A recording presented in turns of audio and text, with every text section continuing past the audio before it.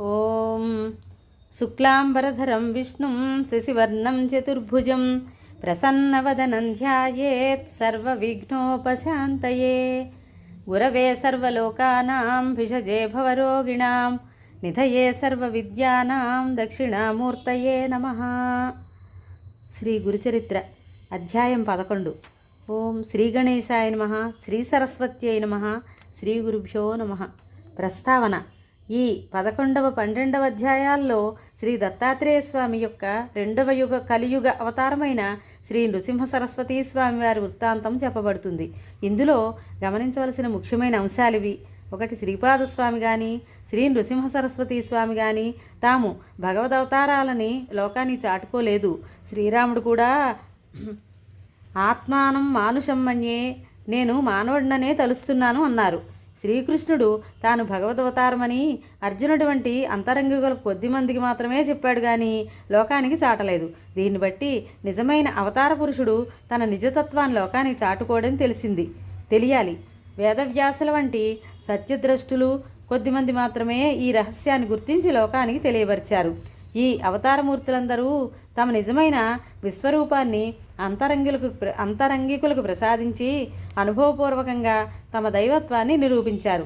అలాగాని పౌండరీక వాసుదేవుని వంటి కీర్తికాములు మాత్రమే తాము అవతార పురుషులమని లోకాన్ని నమ్మింపజూపారు. అవతార పురుషులందరూ సద్గురువులను ఆశ్రయించి సత్సంప్రదాయాన్ని పాటించారే గాని తమగట్టి ఆలంబనలు అనవసరమని, తాము సర్వధర్మాలకు అతీతులమని చెప్పి స్వేచ్ఛాచారులు కాలేదు. అవతార పురుషులందరిలాగే వీరిద్దరూ తాము జన్మతః పరిపూర్ణులైనప్పటికీ వినమ్రులైన సాధకుల వలనే ప్రవర్తించారు కానీ సిద్ధులమని విర్రవేగలేదు. వీరు దివ్యలీలను ప్రదర్శించినప్పటికీ అవి ఆర్తులను రక్షించేవిగాను అర్థార్థులను పోషించేవిగాను నిర్దుష్టమైన ఆధ్యాత్మిక భావనను భక్తులకు ప్రసాదించి వారిని మోక్షోన్ముఖులను చేసేవిగా మాత్రమే ఉన్నాయి. కేవలం తమ శక్తి సామర్థ్యాలతో లోకులను సంభ్రమాశ్చర్యాలతో ముంచి తమకు కీర్తిని చేకూర్చే సాధనాలైన చిల్లర చమత్కారాలు వారెన్నడూ ప్రదర్శించలేదు. కథారంభం. నామధారకుడు అత్యంతాసక్తితో ఇలా అన్నాడు: అటు తర్వాత శ్రీ దత్తాత్రేయ స్వామి రెండవ పర్యాయం ఎక్కడ అవతరించారు, ఏ లీలలు ప్రదర్శించారు? అప్రమేయుడైన ఆ భగవంతుని లీలలు మీరు చెబుతూ ఉంటే వినాలన్న కోరిక నాలో పెరుగుతున్నదే కానీ తరగడం లేదు. ఆ రెండవ అవతార విశేషాలను కూడా వివరించండి. అంతటి శ్రద్ధాళువైన శ్రోత లభించినందుకు సిద్ధముని భగవల్లీలలు తనివి తీరా వివరించి చెప్పే అవకాశం లభించింది. అట్టి అదృష్టానికి పొంగిపోయి సిద్ధుడు నామధారక, దీనులను ఉద్ధరించడానికి తనను తాను దత్తం చేసుకున్న పరమేశ్వరుని చేతలు యోగీంద్రులకు కూడా ఊహించసాధ్యం కానివి. కనుక నేనెంత వర్ణించినా అగాధమైన ఆ గాథలో లవలేశమే అవుతుంది కానీ ఆయన లీలలన్నీ చెప్పినట్లు కాదు సుమా. ఇక విను అని ఇలా చెప్పారు. శ్రీపాదస్వామి ఆదేశించినట్లు అంబిక జీవిత శేషమంతా శివపూజలో గడిపింది. ఆమె మరుజన్మలో మహారాష్ట్రంలోని కారంజా లేక లాడకారంజా అను గ్రామంలో, అకోలా జిల్లాట, వాజస్సనేయ శాఖకు చెందిన ఒక సద్బ్రాహ్మణుని కుమార్తెగా జన్మించింది. తల్లిదండ్రులు ఆమెకు అంబా అని నామకరణం చేశారు. ఆమెకు పూర్వజన్మ సంస్కారం వలన సౌశీల్యంతో పాటు శివభక్తి కూడా అబ్బింది. ఆమెకు యుక్త వయస్సు రాగానే మాధవ శర్మ అనే బ్రాహ్మణోత్తమునికిచ్చి వివాహం చేశారు. అతడు మంచి శివభక్తుడు. ఆ ప్రాంతంలోని స్మార్తులకు శివవ్రతం చేసుకునే అలవాటు ఉండేది కనుక వారిని శివవ్రతులు అంటారు. పూర్వజన్మ సంస్కారానికి తోడు ఈ జన్మలో భర్త యొక్క సత్సాంగత్యం వలన ఆమె ప్రతిదినము సంధ్యా సమయంలో శివపూజ, భర్తతో కలిసి శని ప్రదోష పూజ, శని త్రయోదశి సంధ్యా సమయంలో శివపూజ, భర్తతో కలిసి శని త్రయోదశి నాడు విశేషమైన పూజ చేస్తూ ఉండేది. విశేషించి అంబ తన భర్తను సూర్యుణ్ణి ఛాయాదేవి వలె విడనాడక సర్వోపచారాలు చేస్తూ ఉండేది. ఇలా 16 సంవత్సరాలు గడిచాక అంబ గర్భవతి అయింది. మాధవశర్మ సకాలంలో పుంసవనాది కార్యక్రమం నిర్వర్తించాడు. నెలలు నిండిన తర్వాత మహామహిమాన్వితమైన ఒక శుభలగ్నంలో ఆమెకు ఒక మగబిడ్డ కలిగాడు. నామధారక, ఆ పిల్లవాడు పుట్టగానే అందరి పిల్లల వలె ఏడవలేదు సరికదా. స్పష్టంగా ప్రణవం ఉచ్చరించాడు. అది విన్నవారు ఆశ్చర్యపోయారు. జ్యోతిష్శాస్త్ర విద్వాంసులు అతని జాతకం చూసి, మాధవ శర్మ, నీ భాగ్యం పండింది. ఈ శిశువు సాక్షాత్తు భగవంతుడే. ఇతడు మనవలే గృహస్థాశ్రమం స్వీకరించడు. చిన్న వయసులోనే సన్యాసం స్వీకరించి జగద్వంద్యుడవుతాడు. ఇతని చరణాలు ధ్యానించిన భక్తులకు కామధేనువవుతాడు. ఇతని దర్శనం చేతనే పతితులు పావనలవుతారు. ఇతనిని కన్నందువలన మీకు కీర్తి, ప్రతిష్టలు, దివ్యసుఖాలు లభిస్తాయి అని దైవజ్ఞులు చెప్పారు. మాధవ శర్మ ఆ విద్వాంసులను ఘనంగా దక్షిణ తాంబూలాలతో సత్కరించారు. వారు సెలవు తీసుకుంటూ, మాధవ శర్మ, ఈ బాలునికి శ్రీ సిద్ధులు దాస్యం చేస్తాయి, నవనిధులు పరిచారకులవుతాయి అని ఆశీర్వదించారు.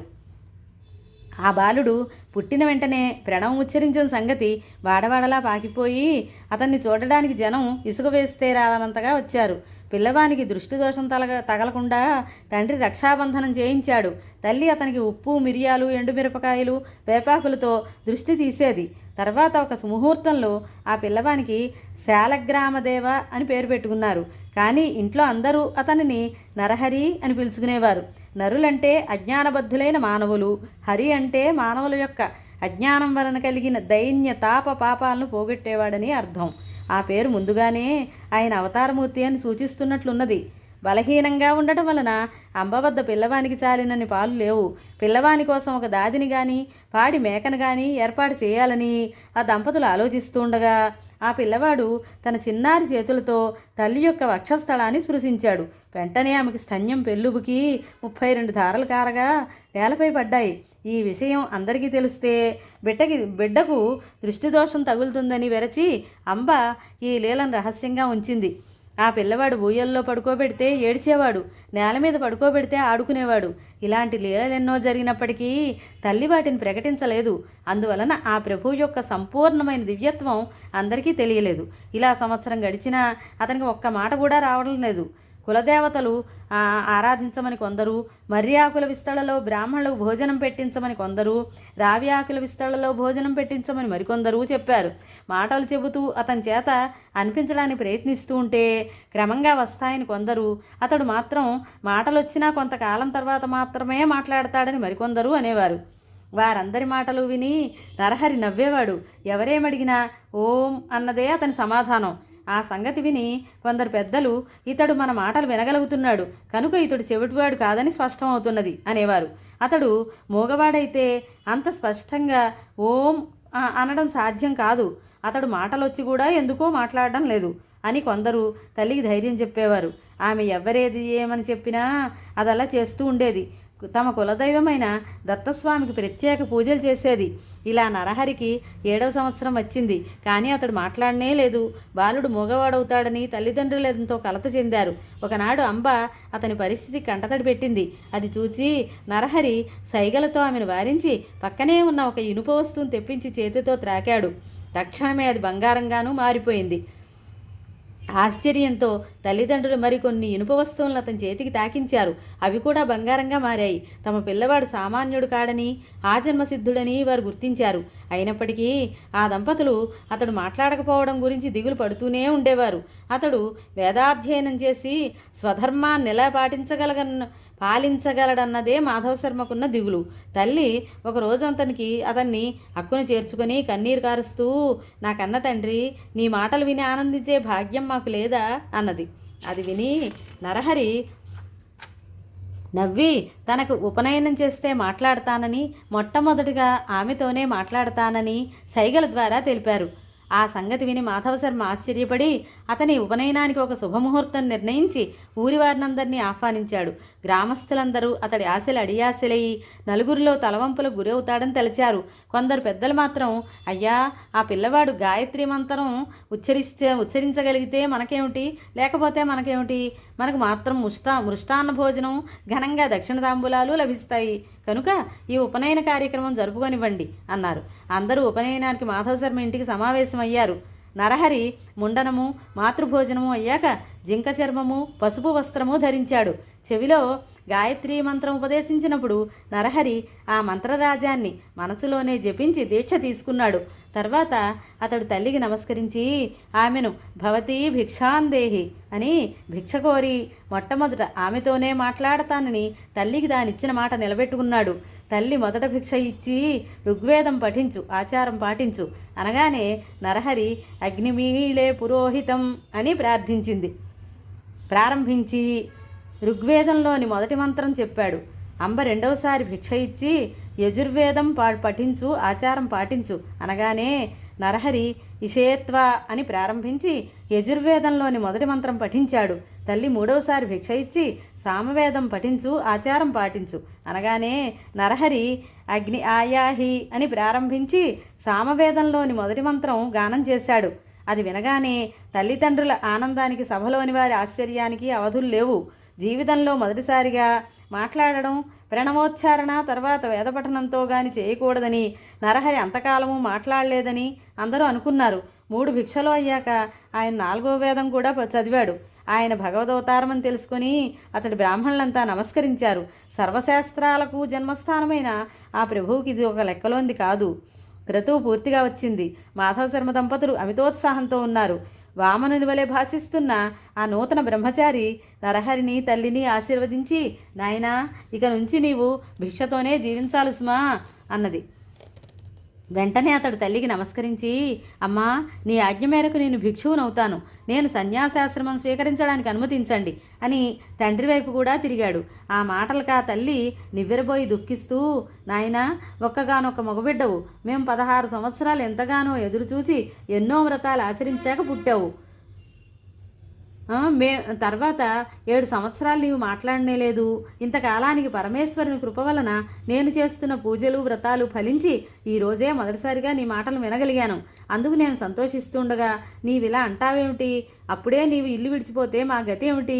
నీవు గృహస్థుడివై బిడ్డలు కలిగాక సన్యసించవచ్చు కదా అని బతిమాలింది. అప్పుడు నరహరి తల్లిని కౌగిలించుకొని ఓదార్చి, అమ్మా, నా మాట విను, వివేకంతో ఆలోచించి ఈ వ్యర్థమైన దుఃఖాన్ని తొలగించుకో. నేను ధర్మరక్షణ కోసం అవతరించాను. నీకింకా 4 బిడ్డలు కలిగి ప్రేమతో మీ సేవ చేస్తారు. వెనుకటి జన్మలో నీవు నిష్ఠతో శంకరుణ్ణి పూజించడం వల్లనే నేను నీ గర్భాన్ని జన్మించాను అని చెప్పి ఆమె శిరస్సుపై తన చేతి నుంచి ఆశీర్వదించాడు. వెంటనే ఆమెకు తన పూర్వజన్మ స్మృతి కలిగింది. అతడు శ్రీపాద వల్లభుడిగా దర్శనమిచ్చాడు.